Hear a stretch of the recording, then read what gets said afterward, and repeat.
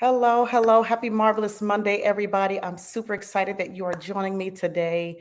I have a special guest who will be sharing some information with us tonight. We are talking about tenant holdover and what exactly does that mean.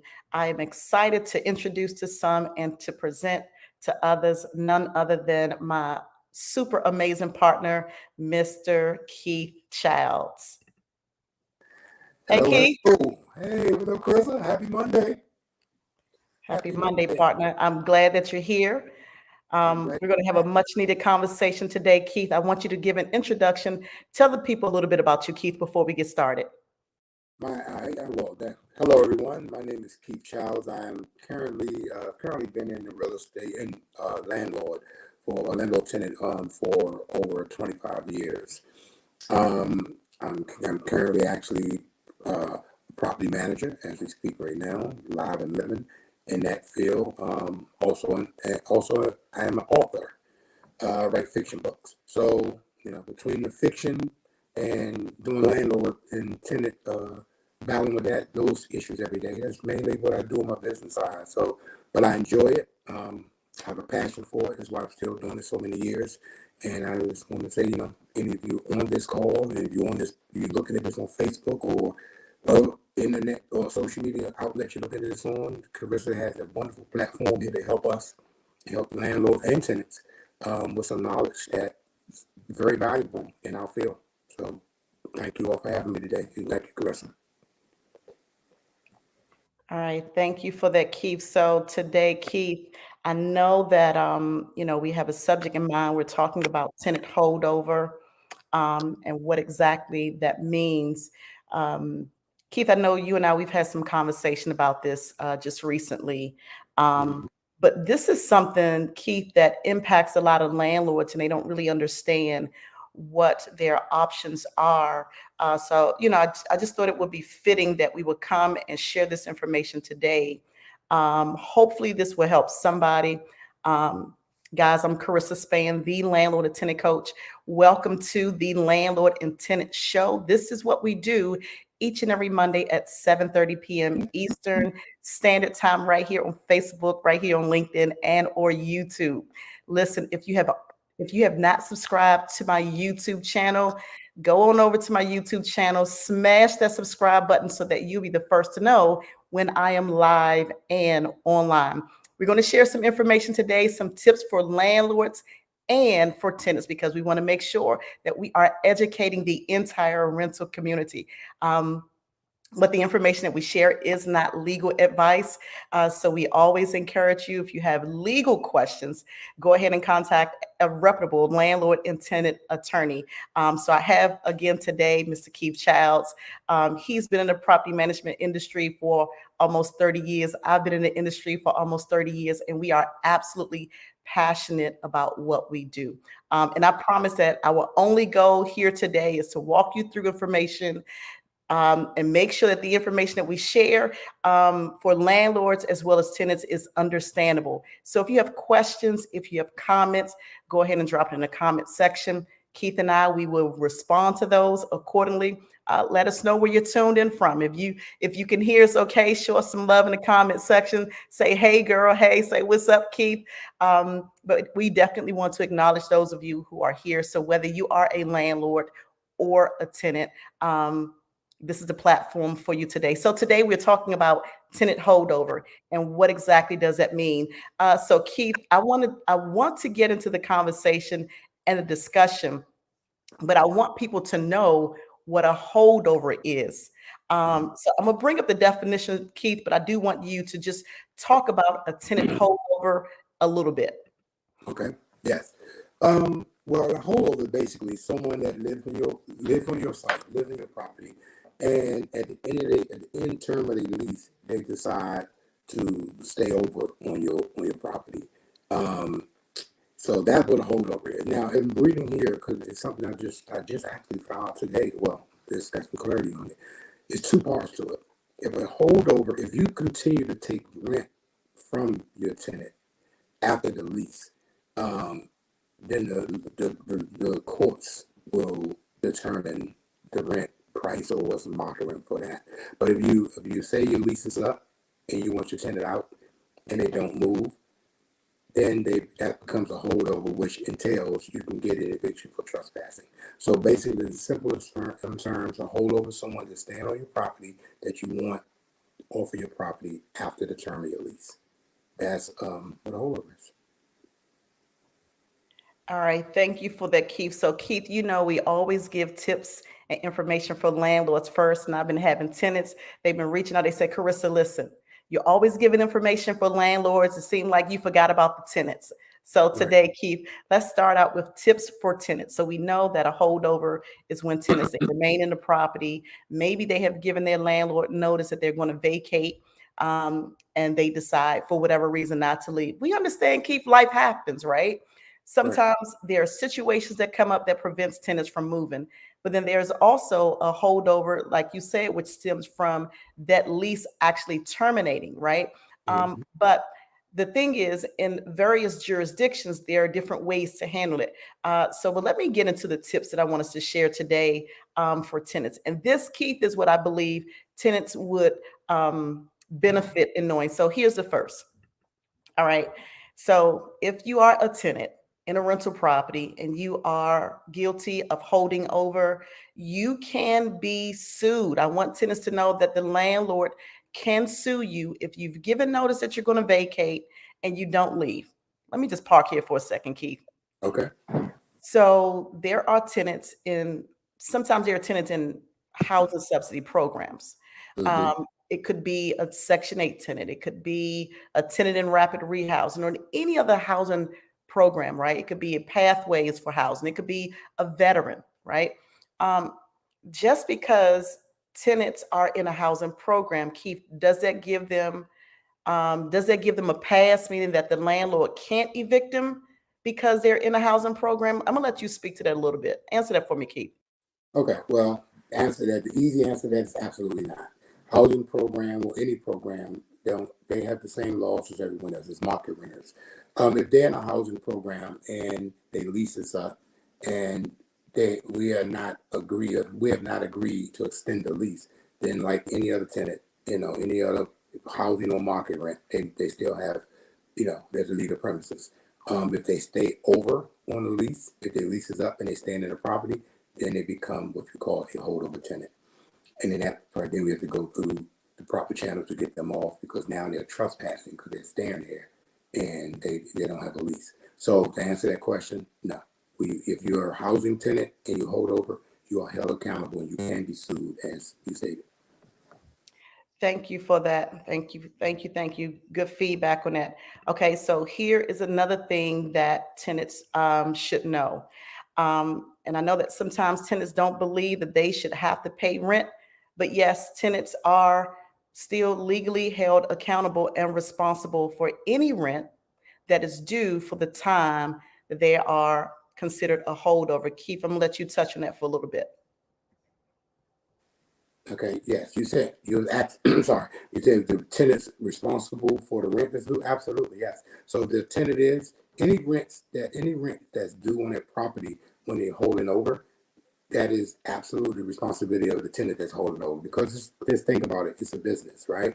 I know you look at it as a housing, but at the end of the day, guys, what it is first is a business. So every day that you stay there, your rent, whatever your rent is per month, you break that down per day. So whatever you're paying, whatever your rent is per month, every day that property have a value. So every day you're in that property, and we as a landlord or owner is not receiving money for that property, that bill becomes yours. So what happens? A lot of people will leave, it's holding over and you accumulate. Your landlord is keeping them days, and you're accumulating. We can always take them days, go to court, file back for it, and now if you don't know that, we can issue garnishments after you leave to receive that money. So yes, that is a bill that you are, as tenants, you are responsible for them days. All right, thank you for that. I see some comments, some viewers. This is from our LinkedIn page. They're saying great information. Thank you so much, and thank you so much for tuning in. Keith, here's another comment that has come in today. Fail says, or have to pay 150% of the rent until they leave if it's in their lease. Keith, you already know, already talk about what's in the lease. Let me allow you to address that because I'm passionate about what's in the lease. So Let me, I'm sorry, let me make sure I understand the question. It said, or have paid 150% rent until they lease. Until they leave, I'm sorry. Until they leave. If the lease is okay, I got it. Yeah. So they basically you wanna frame that question that they're asking. They're asking, do they have to pay that So 100? this is a tip. So this is one of our viewers who is also a landlord, Keith. And so just depending on that jurisdiction, in some jurisdiction, the tenant can pay double the amount for rent if Oh, they're cool. holding over. And so as long as it is in the Yeah, lease. that's the key. That's the key. Here where in this area where in DC, understanding this is a pro tenant jurisdiction. So as you always push, Karissa, have your number one thing is put it in the lease. Put it in the lease. I live by that now. I actually really, once I met Karissa and understood her philosophy, I copycat that. Anything you want, you got to put it in the lease, because if it's not in the lease, it's not valuable. So, and I used to go and show my little thin 5, 6 page lease, and Karissa come back with this 60 page, 70 page. They're like, what in the world? So, but it makes sense. It makes sense. And so yeah, so to answer that, if it's not in the lease, it's not valuable. As long as you put it in the lease, you make sure you cover. So do your due diligence on the front end. It don't matter if it takes a little longer, but it pays off in the long run. Good stuff. That's good stuff, Keith. So here's something else I want tenants to know. So we're still talking about tenants, and if you have comments, if you have questions, please put in the comment section. So now tenants, they seem to think that when they leave out, they can hold over, they can stay, they don't have to clean up, and that when they leave, even if there are damages, that they are to get a full security deposit refund. I want tenants to know that they can still be held accountable for damages to the property. Absolutely, absolutely. Well, that's the main reason. One of the actual security deposits is such. Now I've been noticing it's been, I would say, a trend, but I've noticed that some landlords ask for less security deposit for whatever reason. I always use that for a full month, if not more, depending upon your credit. But that's the reason why we do that, because if there's any damages, we want to make sure that that money in that security deposit pays for those damages. So yes, and so if you have had only a $250 security deposit, but you had $500 in damages, $250 of those damages, if my bill is $500, 200 that other 250 the other $250 will be charged to the tenant. So yes, you can be held accountable for those damages. All right, that's good stuff. We're going to go through the rest of the tips, and then we're going to come back to the comments. I see the comments that are coming in, Keith. Okay. But this is good stuff. I want tenants to understand what you're required to do by law. So here's another thing. So we know that tenants can owe for rent that's due. We know that they can owe for damages to the property, But here's another thing that I want tenants to understand and know about being a holdover tenant. If you have um, decided to stay at the rental property, you've given a notice to your landlord that you're moving, and let's just say you can't move. Maybe you don't have money for the next place, or maybe you're waiting on something, there's a holdup. That landlord can still hold you responsible for money that they're not able to collect from the new tenant that's about to move in. So I Absolutely. want tenants to understand that. And landlords don't even know some of this, Keith. And so Mhm. I wanted to share that today. Um, because tenants just think that, you know, everybody's supposed to have compassion. Like, well, I expect for you to understand you're my landlord. I've been living here for 15 years and I've been a good tenant. I know I gave you notice, Keith, that I was going to move at the end of January. I mean at the end of January, but I'm getting a new job. It hasn't come through yet, so I'm gonna have to stay a couple of weeks. And so, you don't have to have compassion. You could agree, you could not agree, you can move forward with taking a tenant to court. And then ultimately, we already know this, Keith, tenants can be evicted for holding over. Absolutely. Yeah. And in those situations, that's a touchy situation, right? It's a case by case, right? Because, like you said, if you have somebody that's been a good tenant, quote unquote, one of your good tenants, and they've been there for 15 years, and say they buying a house, and say they moving out, and their house is not ready when they thought. I've seen it happen many times. In that situation, you can always rescind and extend your notice to about, but you're still responsible. Say you was moving out on January the 31st, and you thought your place would be ready on the first, but it's not going to be ready till the 15th of the next month. So 15 days in that, you can prorate the rent 15 days in that day if your landlord agreed. You can, but you also got to, it's also on the landlord on. Say if they had someone that was moving in your unit, so it can get sticky because I got a new tenant. Say if a new tenant was relocating, and I thought you was gonna be gone on the first, and I was gonna get that unit ready for them, and they moving out of town, moving your unit. Now you need to keep it. So I've seen situations like that. You just have to try your best to figure it out. But yes, the tenant, you if you're giving advice to the tenant, you should always, if you gotta extend, give your landlord a notice that you need to extend, or you need to rescind your notice, but you will be responsible for the days that you stay. You can't assume that they're going to allow you to stay there for free just because you've been, you're there for 15 years and you need to stay 2 weeks. They're going to put it on the house because every day is dollar sign for that landlord.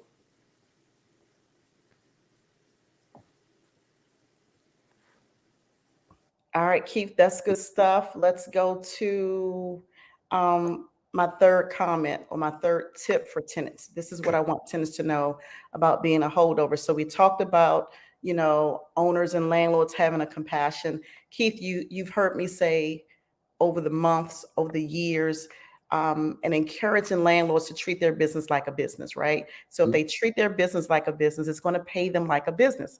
If they treat it like a hobby, it's going to pay them like a hobby, right? Absolutely. And so I share that because landlords are not required to care. At the end of the day, it is a Mhm. business. There are those of us who are housing professionals, whereas we do have a heart for our tenants. But you Right. can't be one of these evil, rude tenants, tear up the place, then expect for someone to care. That's not a law. It's not a law for landlords to care. That's the human aspect of who we are and what we do. But here is the third tip. I want tenants to understand that landlord has a right and an option to extend the lease. Mhm. It could be a long-term lease, it could be a short-term lease.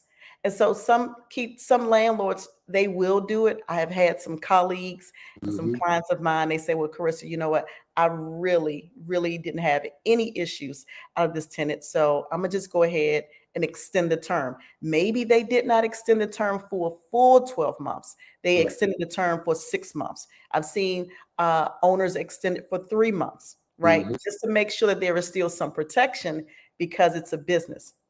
And so I wanted tenants to understand that. Keith, let's go to some of the comments in the comment box. Okay. And then we'll come back to the tips for landlords. Okay, can you explain DC Code 423204 Tennessee by sufferance? Give me a minute. Let me pull that up because we are not sharing specific state or citywide laws, but I will touch on that. So give me 1 second. Fails. I was just saying, you were saying the rent could be much higher for every day of the stay over time. Yeah, so Yeah. Keith, I think you already touched on that. Yeah. Hmm. Hey, Scott, you said, I think in that case, communication is very important. Absolutely, Scott. Absolutely. Communication is key. Now, Vitally. here's what I do, Keith. So I will have a conversation with my tenant, right? Hmm. I'll still follow up and put it in writing because I always want to document the events. I want to document what's going on. I want to document the options that I'm giving, giving my tenant. And so even if I have a conversation, it could be a text message, it could be a phone Hmm. conversation. I'm still going to follow up with something in writing to make Hmm. sure that I have a paper trail. Hey, Kenya, happy Monday, beautiful. Oh, you're welcome. All right. So let me look up this information for you. And Keith, we're going to share some information. I appreciate you, Scott.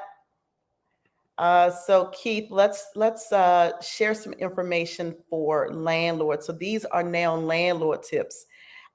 Keith, I want you to touch on this first one. Hmm. Landlords know that they could pursue eviction in court. Walk through that process. Keith, I want you to explain some things that landlords should know if they are thinking about pursuing eviction for tenants who are holding over. Okay.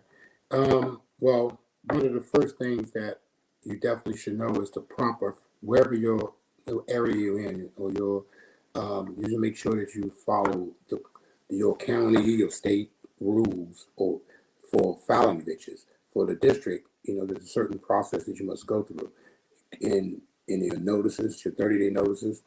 I don't know if it's nationwide. I know here you have to give your notice the proper notice in English and in Spanish, even if the tenant is not. I mean, don't speak Spanish, right?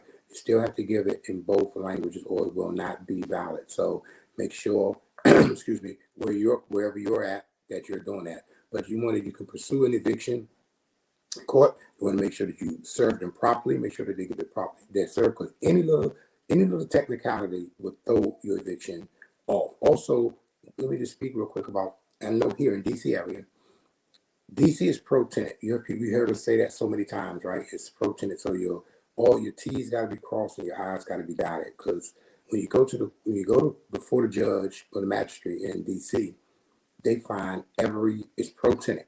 Remember that. So they'll find every single reason to help the tenant. And the tenant could be, I've been in some cases where the tenant has not paid rent in 6 months and don't plan on paying rent, and terrible. And the judge just sit right there and say, hey, you sure there's nothing wrong? You sure? Like giving them, like, you like, what? Are you sure there's nothing wrong? Oh yeah, by the way, there's a hole. Okay, there's a hole. Postpone it. So then they'll postpone it, and that postpone it to take 30 days. And then come. So it is, you gotta make sure that you document everything. You gotta make sure that your paper right is right. Make sure your lease speaks to your eviction, and make sure that everything is done properly when you're going for the eviction, because that is the key to getting them off your property. Listen, that's good stuff, Keith.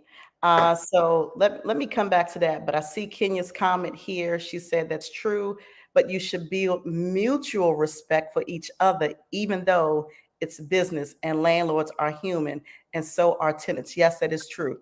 I agree. Um, Kenya, I believe wholeheartedly, I absolutely respect my tenants. I'm an educator. So, in addition to being a property manager and all of what I do, I'm an educator at heart.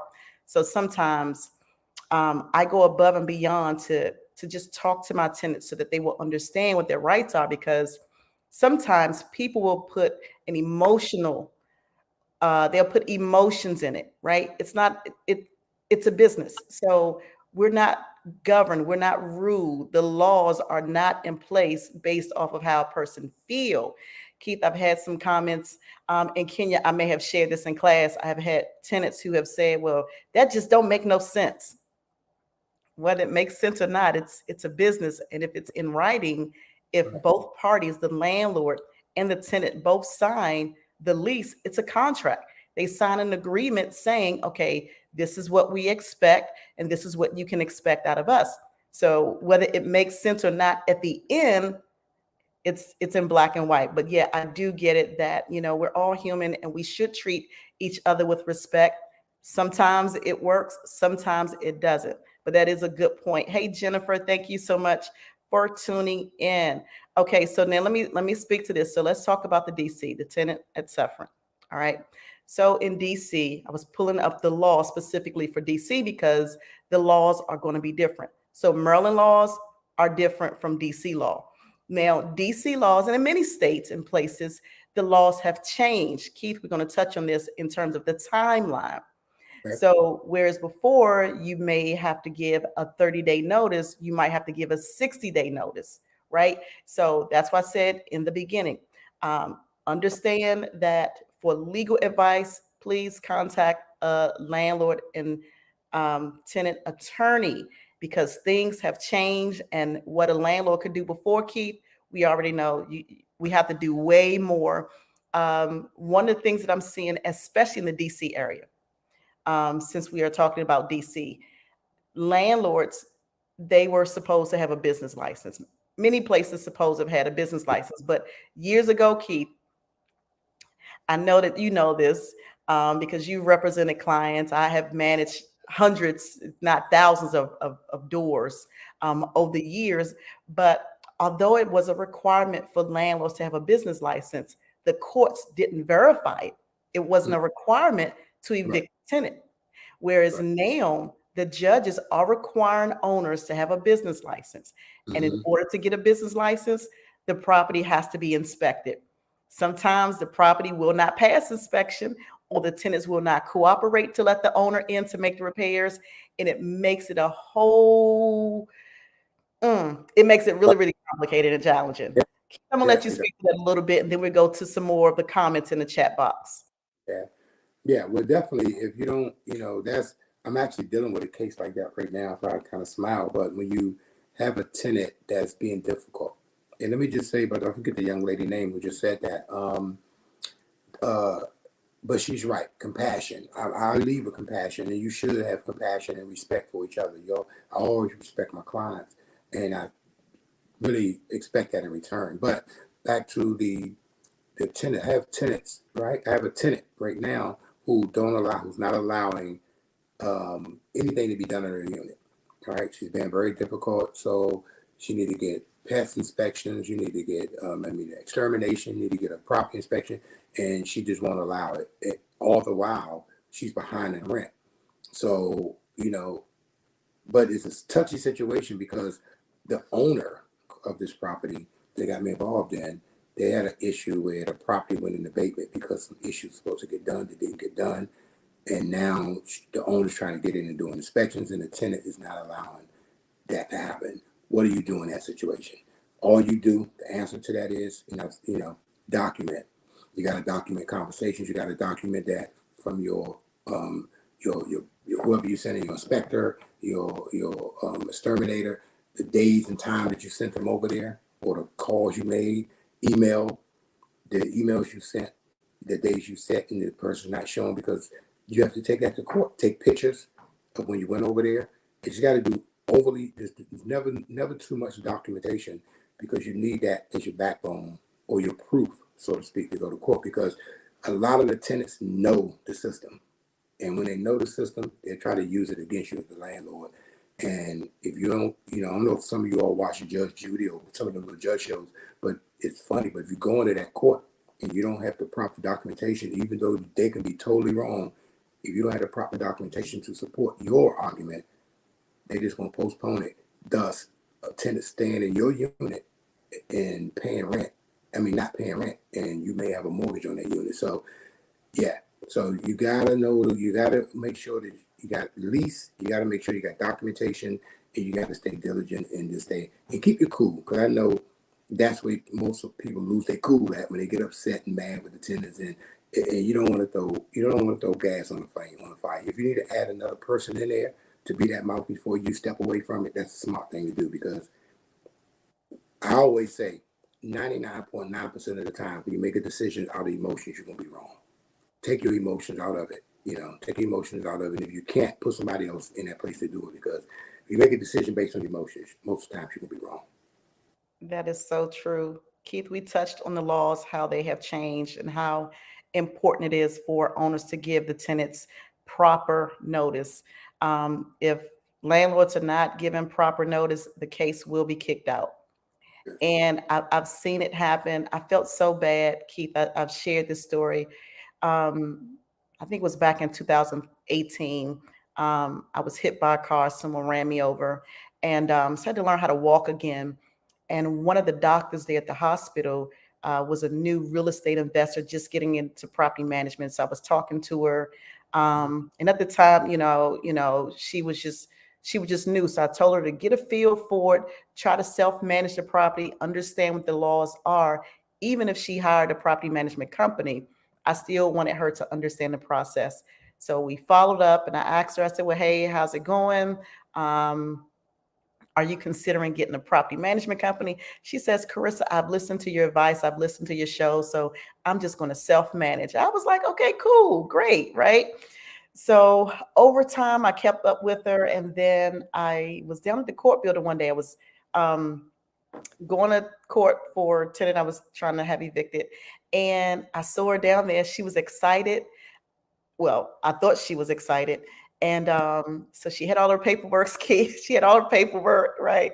So I went into my courtroom. I think I had two cases, came back out. She was upset. And I said, well, what's wrong? The judge dismissed her case because she hand wrote the note. She hand wrote the notice. She told the tenant that they had to vacate and to leave the property. She didn't type it. She hand wrote the note, Keith. And the judge, I felt so bad. I felt so bad for her. She I hand don't wrote live Keith.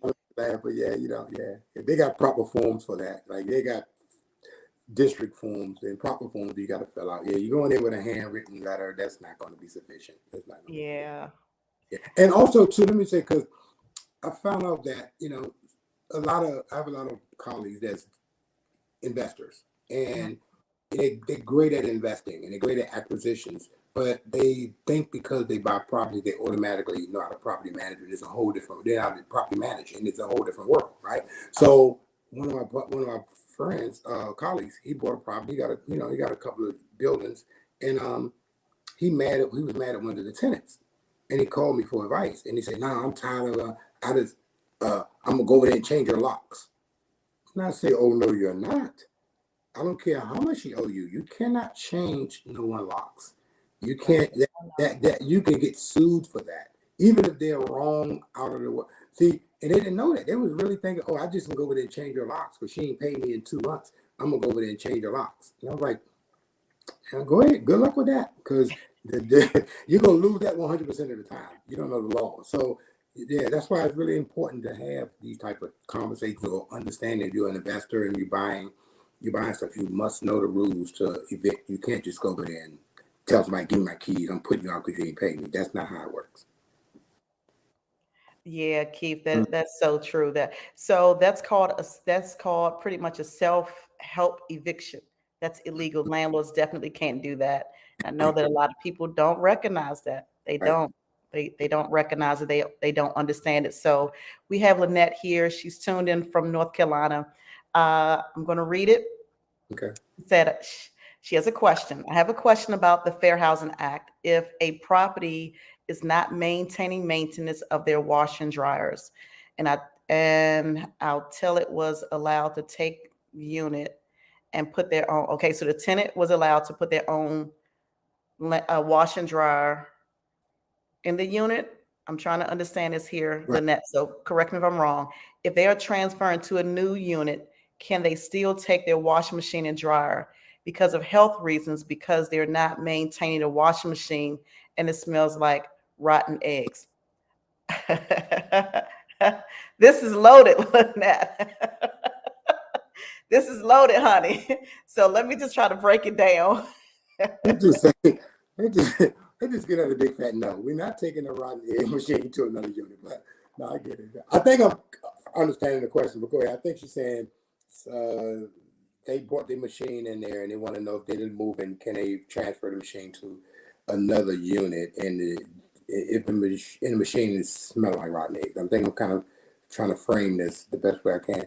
I think that's what. If I'm wrong, please, Miss Joel, just contact me. Let us know what we're saying. But is that what you're getting, Karissa? Is that they're taking their machine, they bought a machine for a unit, and now they want to go to another unit and want to take the other unit?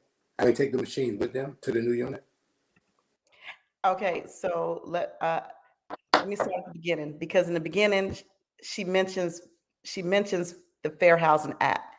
So the Right. Fair Housing Act doesn't really cover the washing machine and dryer. So those like are two Yeah. those those issues are not connected. So Lynette, okay, so it's she said it is her own washer and dryer. Right. So I would say check with management if it is in their agreement, if management will allow tenants to install their own washer and dryer, then I don't see why it would be a problem. But I don't know what the lease says, so I can't say definitely. Let And me ask a question there. Is it, if some make sure I'm understanding, is she saying that the person is have their own washer and dryer? So I'm assuming that the unit has a washer and dryer hookup.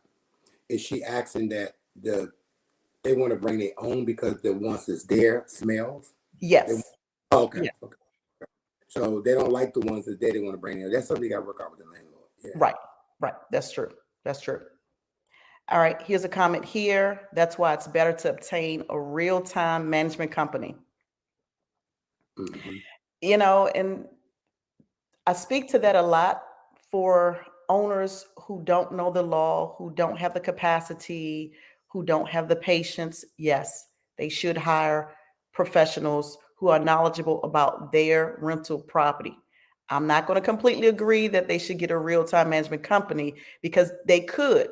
But now I've seen, and I've been in the industry for 30 years, right? I started my own property management company years ago, and I have colleagues who have property managers, Keith, they don't understand like if they have tenants in maybe a Section 8 program or rapid rehousing. You could have a property management company, but if they're not knowledgeable about that type of property and the type of tenants in that portfolio, that could be a fail. It could be a flop, but it could be a win. I definitely encourage anyone who needs help to seek a professional, but to ask a question before hiring a property manager. And I know I had a question last week, someone asked if I was managing property. I am no longer taking clients. I'm no longer taking on new clients for managing property. I've been doing it for a long time, but I do have some really good colleagues that I can refer you all to if you need a property management company.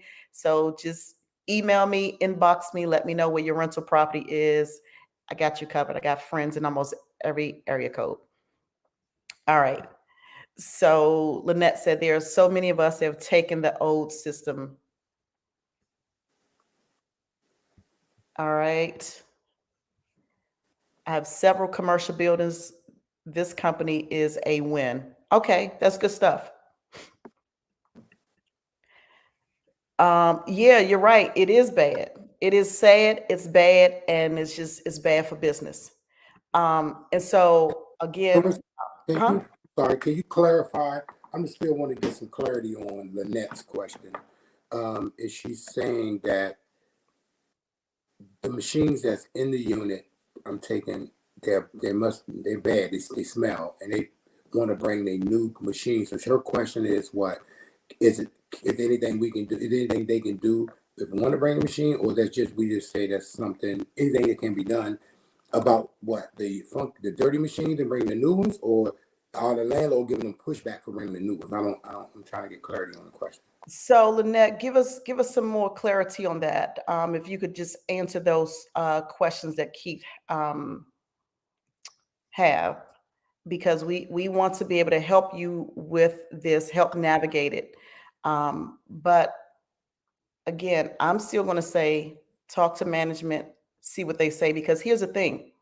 Now, over the years, just depending on where the rental property was in my portfolio, Keith, some Mhm. properties we allowed tenants to install because there was a hookup, right? And in other communities, they were not allowed to put it in there. So it just depends on what management will allow, what's in the lease. And again, it's not necessarily, this is not a fair housing. This, Lynette, going back to your question where you asked originally, according to the Fair Housing Act, fair housing doesn't really cover washing machine and dryer. It's a Yeah, convenience. right. A fair housing, and I don't know, and I'm not an attorney, but I would, let me see, okay, we gotta get to that question. She's saying, I was able to show the machines were running and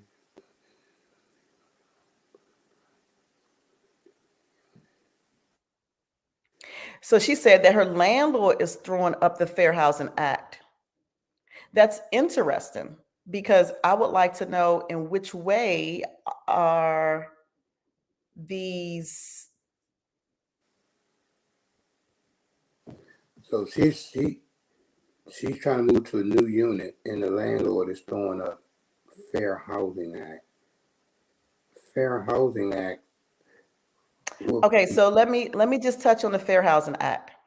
Okay, so the Fair Housing Act came about in 1968 to prevent discrimination in rental housing as well as purchasing or buying housing. right. So, for instance, familial status, sex, race, ethnicity, origin, things like that. Those are covered under the fair housing law. So, Lynette, I'm still not clear on how the landlord would throw up the Fair Housing Act. So Lynette, just let's have a sidebar. I just want to understand it because I recognize that sometimes people just don't know, right? And just Yeah, because a person say it doesn't mean that it's the law. So let me help you to help you. So sis, let's just chat offline about yeah. this. Housing definitely will. Yeah, it's nothing to do with race, color, origin, sex, familiar status. I don't know. Yeah, and then also, so there are federal fair housing laws, but then there are also local fair housing laws that may be added. So there are Yeah, 7 protected classes on the federal side. And just depending on the city, the state, or that local municipality, there may be additional fair housing laws that are actually added. So we talked about the laws that are changing. We talked about landlords must know how to serve the tenant. We talked about landlords, the importance for landlords to know how much advance notice they have to give a tenant. In one jurisdiction, it might be 30 days. In another area, it might be 60 days. So please check with an attorney so that you know in advance what the law says you must do. So, but here's another thing, Keith, and then we're going to go back to the comments. Um, Landlords can't evict. They can evict for non-payment of rent. They can evict for damage to the unit. And I also shared that landlords can evict for money that the owner lost because the new tenant was not able to move in. So these are tips for landlords. And then finally, here's the second thing for landlords as well. They could also allow the tenant to stay in the property if it's a paying tenant. So remember, I said, sometimes owners will allow the tenant to stay, but pay rent, of course, whether they prorate it per day. And just depending on what the lease says, they could charge more money if they are comfortable with that tenant staying in the unit.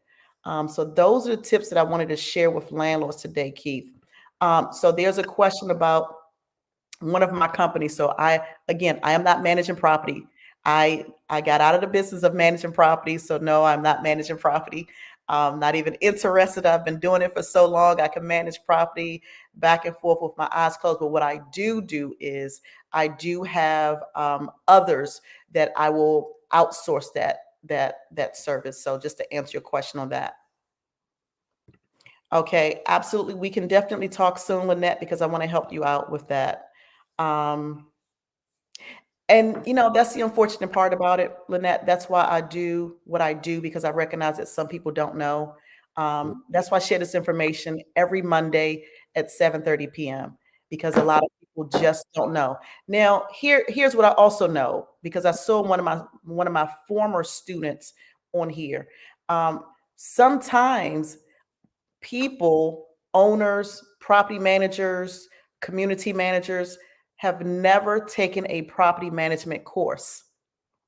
Maybe they just got into property management because they had money or they just needed a job.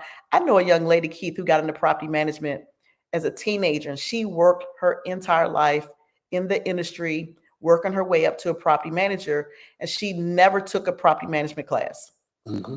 So some people are just not educated. Right. That's why I say ask questions.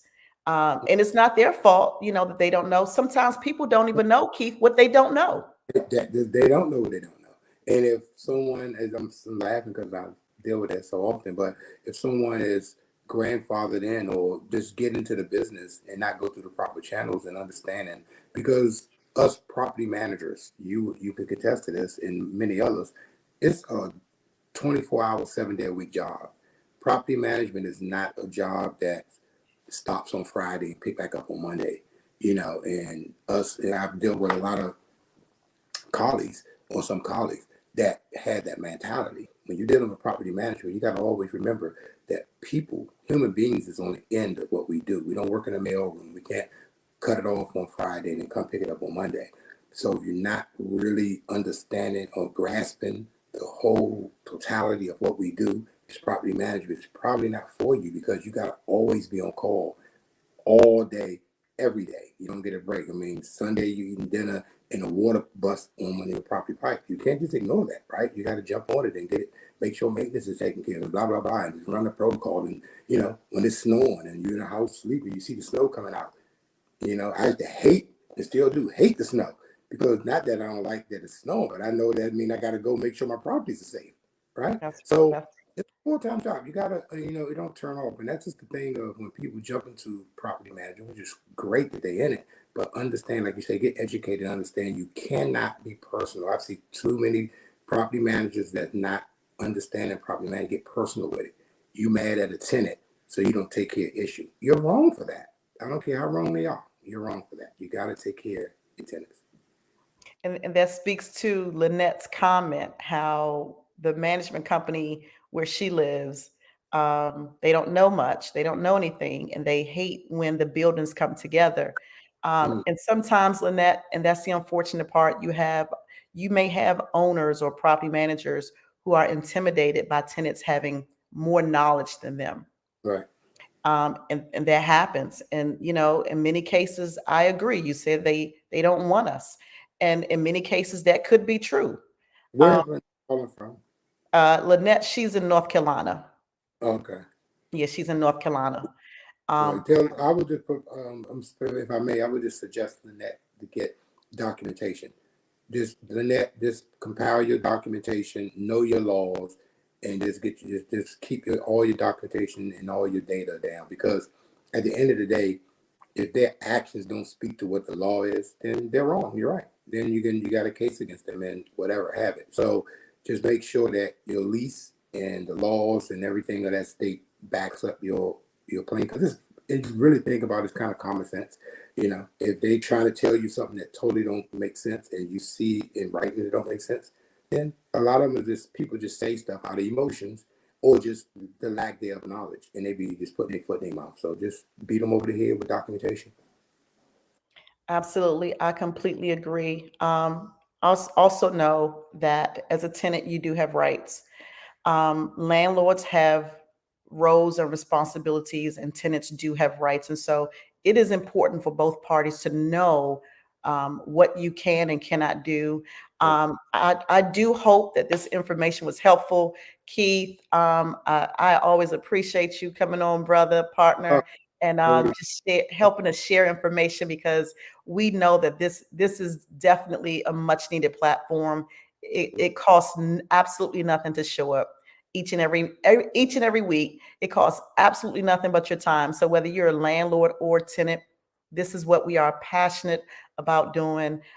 If you have questions, if you have comments, you can always email me. Let me post my email address And please make sure that you are tuning in each week at 7:30 p.m. Eastern Standard Time, right here on Facebook, right here on LinkedIn and or YouTube. Here's my email address, carissaspann@gmail.com. Please email me questions that you have. I will respond to them. Um, our time is up, and we thank you for yours. Keith, I'm gonna let you close out with anything that you want to share with the people, brother. Absolutely. Thanks again. Let me just say thank you, Chris, for having me on your platform. I always appreciate this time that you allow me to share with your wonderful community, being a little small part of it myself. But also, too, I want to just throw a suggestion out to Karissa that maybe we can talk about and thought about. It's very important. Understanding, and I don't know if it's everywhere, but I know in DC, understanding TOPA laws from both sides, from the landlord side and from the tenant side. Understanding the tenant need to understand their TOPA rights, and the landlord need to understand what that whole TOPA means. And I'm mainly talking about investors that's going to be landlords in TOPA, but all three facets: the investor part, the landlord, and the tenant. So maybe we can do that and have a whole little podium about talking about that. But again, tonight, I appreciate you as always. Wonderful information. Great. We can go on forever. Time goes so fast. So that tells me that it's really good because you look up and it's time for us to go. But thanks again, and I look forward to hopefully next time, get an invite on and sharing some of this knowledge. Absolutely, partner. You see Lynette's comment. She said Keith has gotten more gray. Every time I call him gray and gray, next time you see him, I may look like Santa Claus. I'm going to get gray and gray. Yeah, I know. I'm cutting this stuff off soon, but it's all good. All right. So, hey, Kenyatta, thank you for tuning in. Kenyatta said he's looking for some properties. Oh, tell him to give me a call. I got something for him. We're looking for something to manage or buy. I got some for sale. I got some 4-unit buildings at it. I have 3 4-unit buildings in DC. For sale? Mm-hmm. Okay.